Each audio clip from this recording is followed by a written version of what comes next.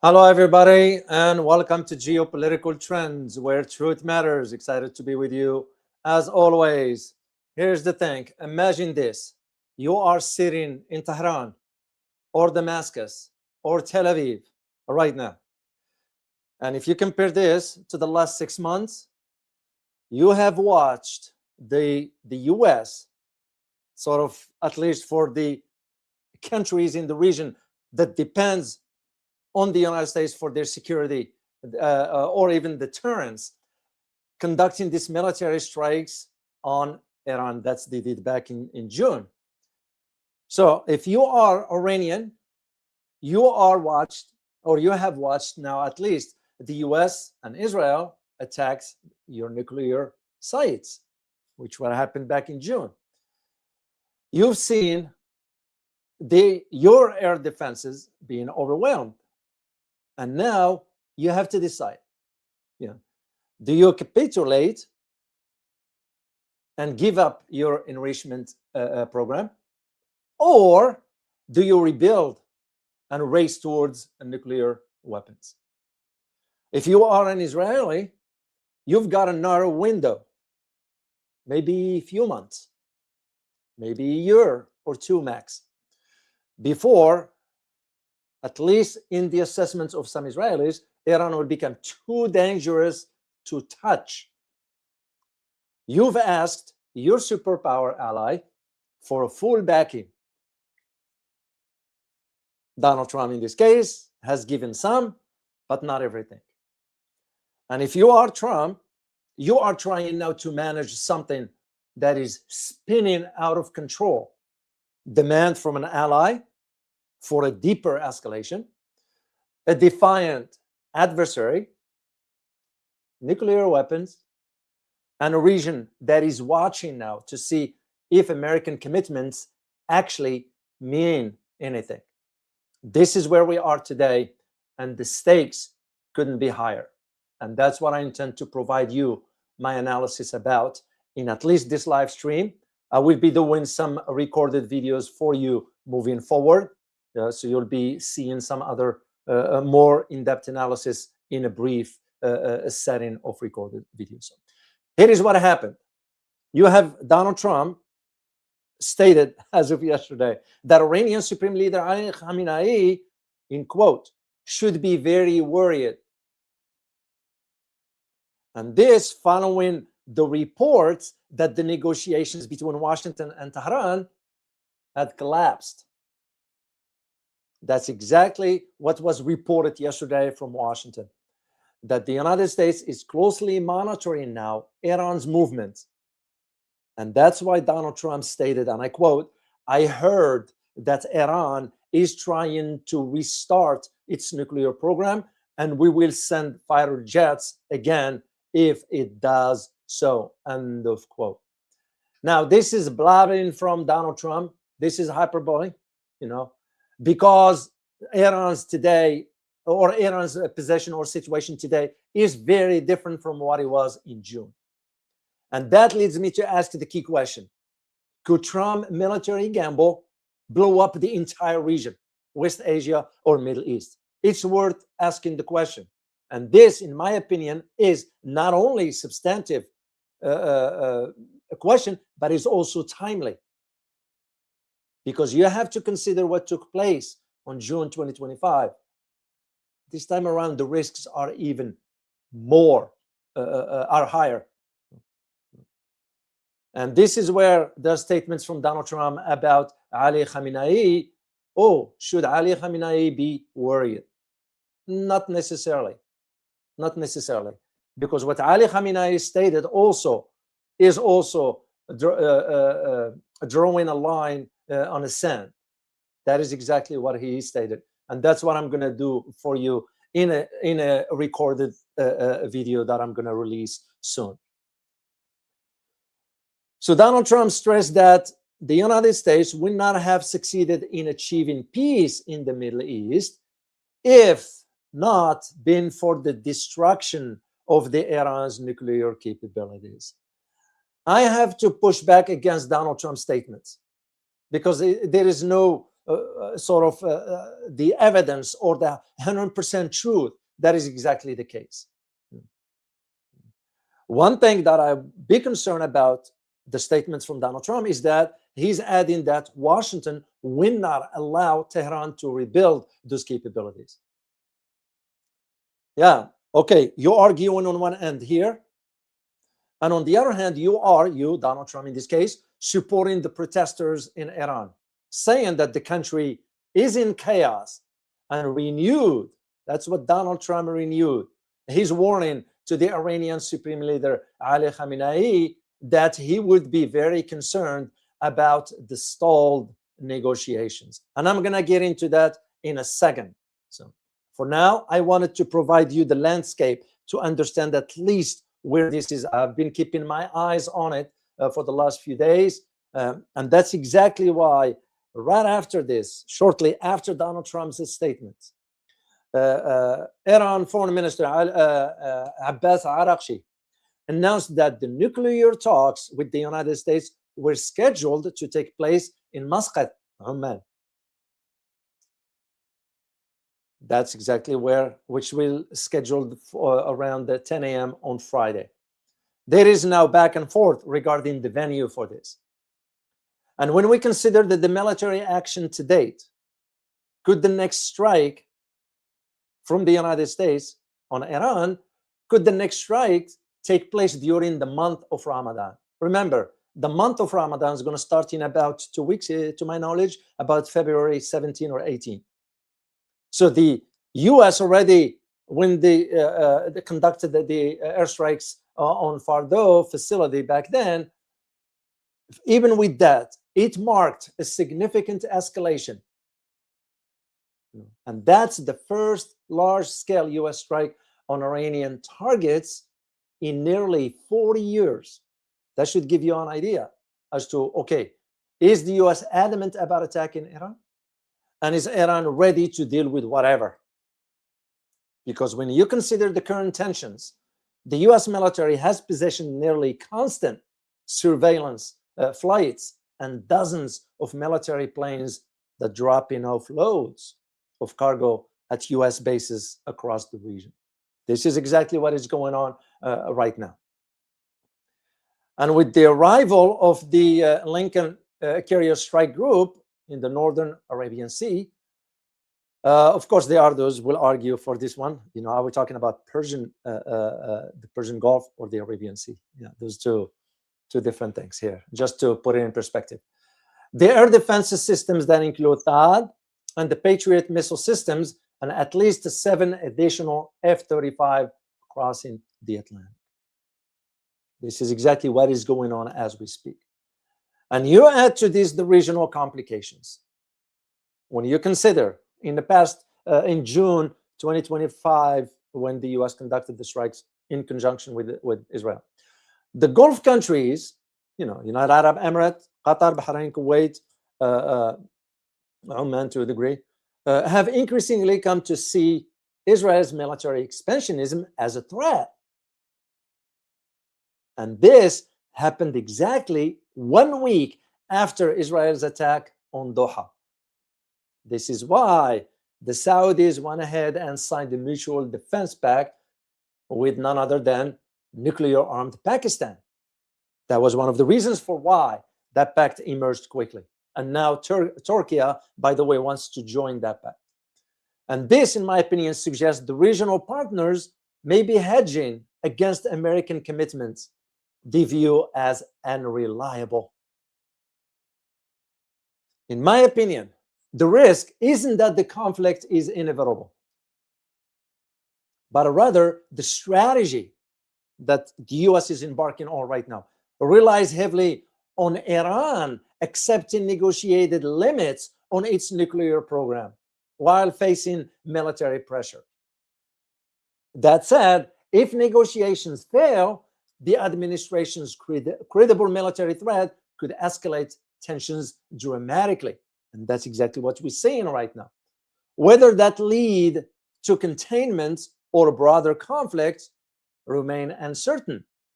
However, the statements of Ali Khamenei recently, when I said he drew the line on the sand, Those are red lines that he stated, and I'm paraphrasing here because I'm going to do a special video for you about that.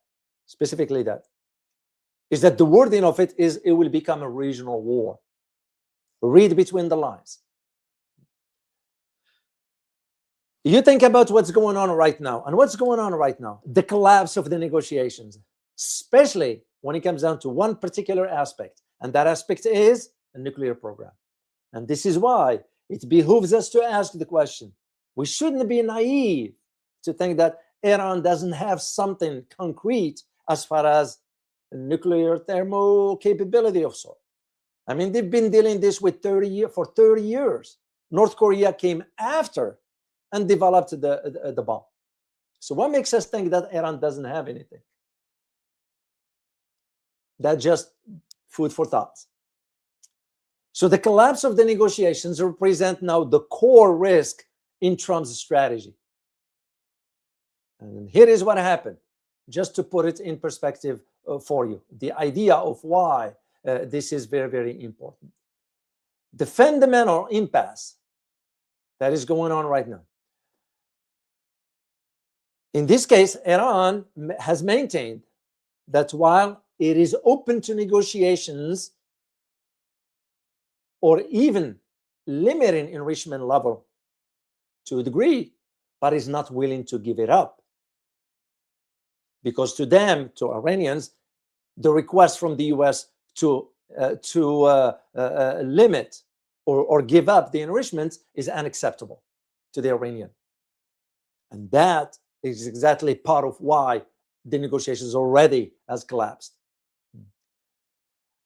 And here is the problem with Donald Trump's approach. Donald Trump gave Iran 6 days to reach a deal, along with the threats of military strikes. And of course, the US continuing its economic sanctions against Iran. Even after Donald Trump promised that he will pause this economic sanctions during talks, he did not. The American president. The question becomes also why these talks broke down. Nuclear negotiations between Iran and the United States, of course, if you remember back in June, they broke down. And that in itself back then, which is now, it's still lingering, it raised concern that time was running out to prevent Iran from attaining a nuclear weapon. This is what the argument of Washington. So the immediate trigger was that the fifth round, if you remember, and I did some videos for you, for the community, especially the one about the talks in Rome, in Italy, ended without a breakthrough. And that is where it highlighted or emphasized the significant differences that remain between both parties, Iran and the United States, particularly for one particular aspect. And that aspect is US demands that Iran dismantle its uranium enrichment program. I don't see Iran ever doing that. And why should they? And that is why Tehran refuses to renew negotiations as long as the United States demand for zero enrichments remain in place. However, there is one reality that I need you to be aware of. Both Tehran and Washington have signaled that they are willing to resume talks. I don't know. What do you think? Should Iran enter into talks with the Americans? Just answer in the chat box. I would greatly appreciate it. What's more concerning, at least from the perspective of the Americans, is that right after that event, the breakdown of the negotiations, Iran barred UN nuclear watchdog from inspecting its nuclear sites. North Korea did the same. Because the argument that Donald Trump is that Iran is trying to rebuild its nuclear sites even deeper underground since the US strikes. Well, one thing is factual, is that the US strikes didn't halt Iran's nuclear program. Unlike what Mr. Trump is saying. They said we ended Iran's nuclear program. No, we didn't. We didn't. Because the deeper problem into all this, the Trump administration's demand extend way, way, way beyond the nuclear program. Because there is another dimension that they want to include in the talks. And you know what that is? Is the ballistic missile program, which Iranians say that's off the table. We can talk to you about the nuclear program, but missiles, off limit. And you know the reason why? I'm going to share with you a picture here that puts things in perspective for you, why the US wants to do what it wants to do. Right there. That is the reason why. When you see the capability and the range of these missiles, that is why the US wants to include this, and Iran saying, forget about it. The collapse of those talks, just to let you know, it wasn't accidental. It reflects the incompatible bottom lines for both Iran and Washington, Iran and the US, rather. The harsh truth is that Iran views enrichment capabilities as a sovereign right on one hand and a deterrent on the other, while the United States demands its elimination, which doesn't make sense, that Iranians will agree. So without a middle ground emerging further, we're looking at a military strikes appear more likely than resuming or the resumption of diplomacy. That's the way I see it moving forward. And once again, this takes me back to that earlier time frame when the strike might end up taking place. And many argue that we're looking at probably the first, second week of the month of Ramadan. The possibility is there. Whether it will materialize or not, nobody can tell at this point. Liking this video so far? Don't just be a watcher. Go ahead and hit the like, share, and subscribe button. And don't forget to tap the bell so you will not miss any of my videos or live streams. This way, you will be supporting a channel that stands for the truth and objective reporting. The choice is yours. Thanks for your support. You think about the next question. What is Iranian's position on this? Iran's position is fundamentally opposed to what Trump administration is demanding. Off the bat. Because here is what some sources inside Iran have stated.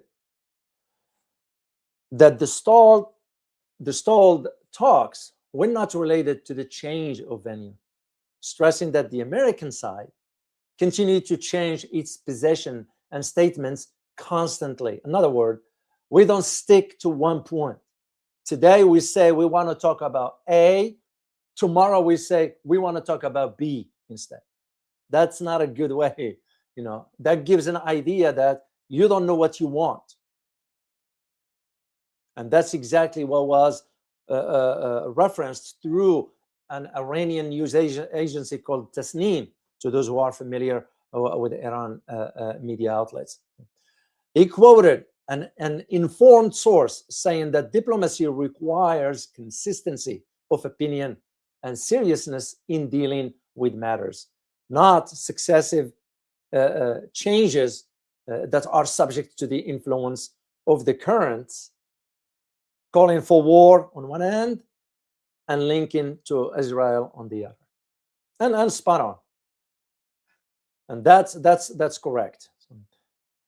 So the core elements that I need you just to understand in this live stream here, this sort of analysis about it, is that there are some core elements. That's why before you see any strike, you need to understand that those core elements have not been fulfilled. So one of them is again, enrichment, the core dispute. That's why I did the thumbnail in this manner, because now we're talking about a nuclear standoff here. So Iran stated unequivocally that enrichment is its right under international law, and it is. And that it has no intentions of relinquishing it. So kind of they made it clear over and over. And this right to enrichment is under the NPT, the Non-Proliferation Treaty. And of course, Iran is saying that we will retain low-level enrichment capability for civilian purposes. And this isn't sort of negotiable for Tehran. It's sort of just like a bravado of sort. It's not. This is a red line rooted in the interpretation in the NPT itself. If you read the chart of the NPT, you'll get an idea about it. And that's, again, when we go back to what happened last year when Iran refused, it's because of the US flip-flopping. And that's where the hardening position of the United States now is emerging. So since back then, since June 2025, the military strikes, which was what the US said, have damaged completely Iran's nuclear facilities, which is not true. Which is not true. That was just whatever the US did. And that's where, because the US was hoping that Iran will capitulate. No, it will not. On the other hand, Iran is also thinking in terms of the possible part of the negotiations, offloading the uranium. This is what the US is hoping for. And this one potential middle ground, if that has been discussed at one point or another. So, because when you think about this, you have to think about the Iran strategic calculation. And the Iran strategic calculation is that for Iran, enrichment capacity serves dual purposes, or dual purpose, that is. It's both a symbol of independence, that's on one hand, and second, is a source of deterrence in a hostile environment. Could it be, again, why the US is back down from attacking Iran? Could it be why Israel back down from like what they did back last year? But as far as giving it up completely, especially after what we did last June, last year, it showed Iran's vulnerability if they do. And I don't see them going that route. The deadlock right now reflects the incompatible assumptions on both ends. So if the US can move away from demanding total dismantlement, maybe a negotiated resolution could work. But if the US insists, there is no chance. And as a matter of fact, there is one particular picture I want to share with you. And it's not been confirmed yet. I forgot to upload the picture. I have it here. And the only what's the word I'm saying here? Pardon me here. Okay, let me upload this Chinese vessel. It is a Chinese vessel.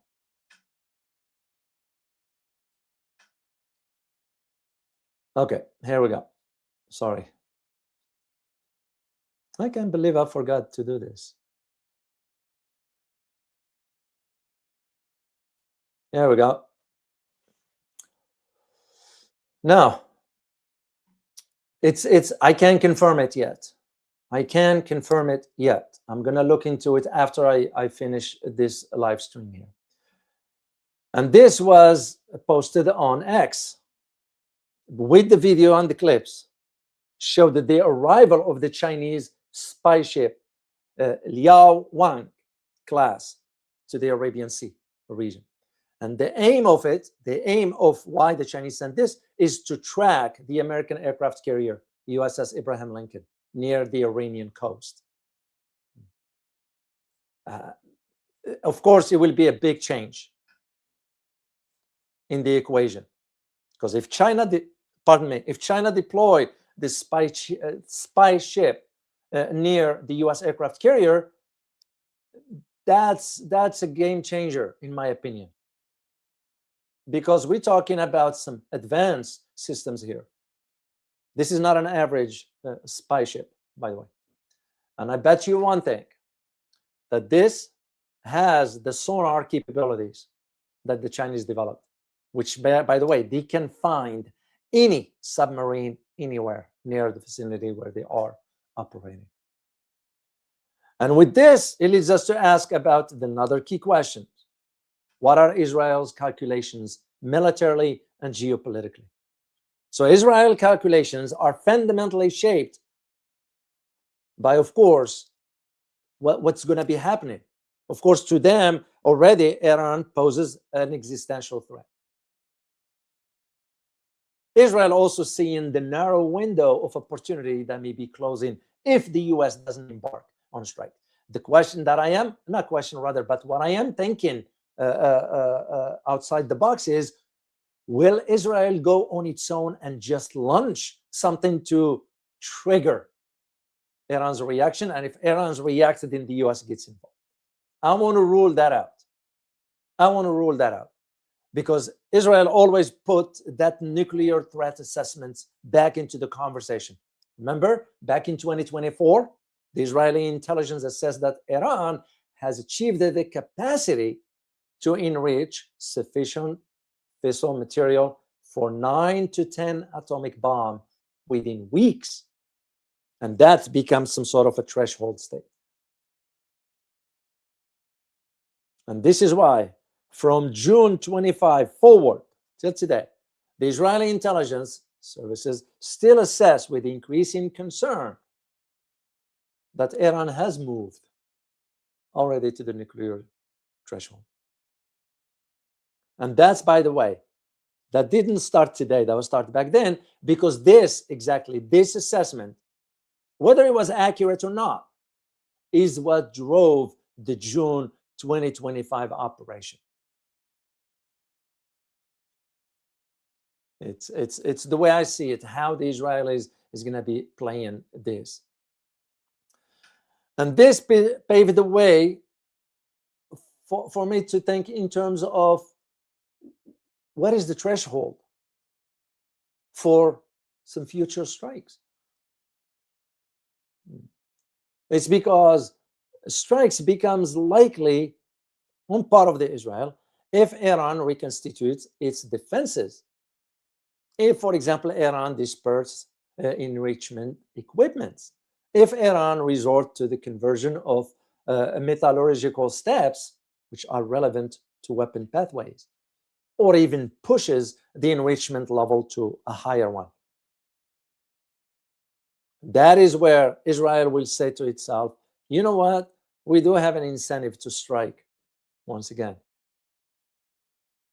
And the one key that I need you to understand is when Israel will realize that the military balance is not in its favor anymore. You remember how the balance of power? This is why what Israel is doing, what it's doing, doesn't want any. Remember, the Saudis just agreed to purchase $9 billion of weapon. And what was the argument we made? Oh, this is for your own security. The idea that Israel always gets the F-35, they were the first one to get it. They want the exact one like we have in the US, because there are 3 types, A, B, and C types of F-35s. And we usually will do some basic avionics changes. They didn't like it. They said, we want exactly what you have. And that's exactly where you have to think in terms of what just took place today, as a matter of fact. The Israeli Security Cabinet authorized additional strikes on Iran. Yeah, the news didn't make it. It's coming out. You're going to be hearing it within a day or two. But it's already, it was declassified through another medium, without going into details here. And there is a code name for that. And that's called Operation Iron Strike. And when you think more strategically, what Israel is trying to do, or what it argues, is that Iran's challenge cannot be resolved through containment or diplomacy alone. Do you see what Israel pushing towards or for? But only through the collapse of the Islamic Republic. So Israel now is watching Iran's internal unrest very, very closely. I will not go with the arguments coming out of Tel Aviv that the regime in Iran is near or breaking point. I won't go that far. Of course, as you know, for Israel, it's kind of very, very concerning.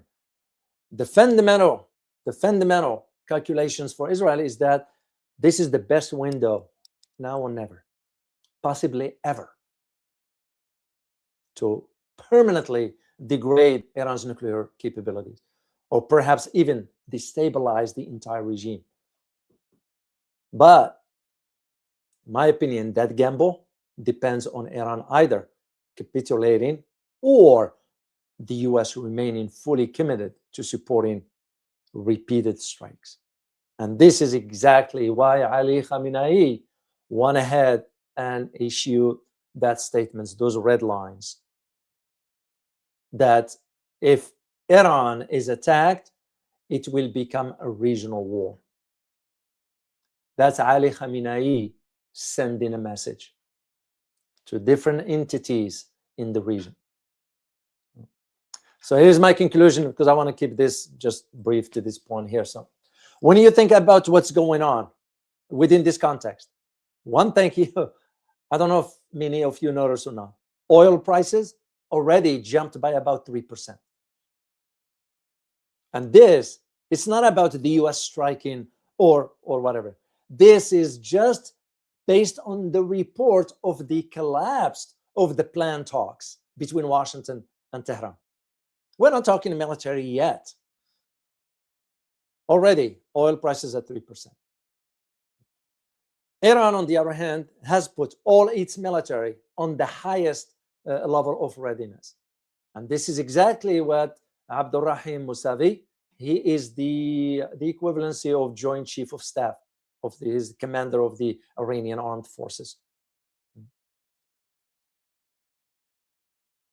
said that Iran's forces are now on the highest level of readiness. Why? To respond to any possible move by the enemies, in quote. He also added one aspect that I found very interesting, and I find that interesting because he disclosed it, is that Iran changed its military doctrine. And you know what that doctrine is now? It's changed to? It changed from defense to offense, and is currently adopting a policy of asymmetric warfare in its confrontations. This is almost like what the doctrine for the Russians. When I wrote my book about Russia, I had to disclose the doctrine, the Russian doctrine regarding the nuclear strikes. So, and basically the doctrine for the Russians that if the motherland feels threatened, they reserve the right to strike or use nuclear deterrence. Iran now has changed now from defensive doctrine to offensive one. That's a big change, just to let you know. On the other hand, since June 2025, Iran went ahead and strengthened its deterrence capabilities through two things. One of them is the upgrading of the ballistic missile systems. That's one. And the second one is the upgrade of the radars. And those radars were delivered by the Chinese, to my knowledge. But the missile upgrade, that is why Iran will never give up that, or they don't even want to talk about that one during negotiations. When you consider these developments, of course, coming in the wake of the Donald Trump threats to launch another military strike against Iran, you have to think in terms of the popular unrest that is going, or protest that's going on inside the country. Of course, it died down to a degree, but you still have to think in terms of the elements from outside Iran that is fueling that. And this is why you see Donald Trump has now sort of broadened, he broadened his threat to Iran. He's not limited only to, because what he's saying now is that the United States might target the Iranian regime. Remember, I didn't say just the nuclear locations, the Iranian regime, if Tehran did not abandon its nuclear program. And this, in my opinion, is notable shift from the initial justification that goes with the American military buildup in the region. You have to put it in perspective as to why that is the case. So two things I want you to get out of this, and I'm gonna, as I said, I do this short because I have some other stuff I need to go do. Two things is that if the strikes don't happen now, some might say will be within the first week or second week of Ramadan. The other aspect will be if the negotiations took off in the right directions, which in my opinion, it's not going to work. And third element is that Ali Khamenei already drew a line on the sand regarding any attack on Iran. And that's exactly what I'm going to be doing for you in a specific video. I'm going to release it soon.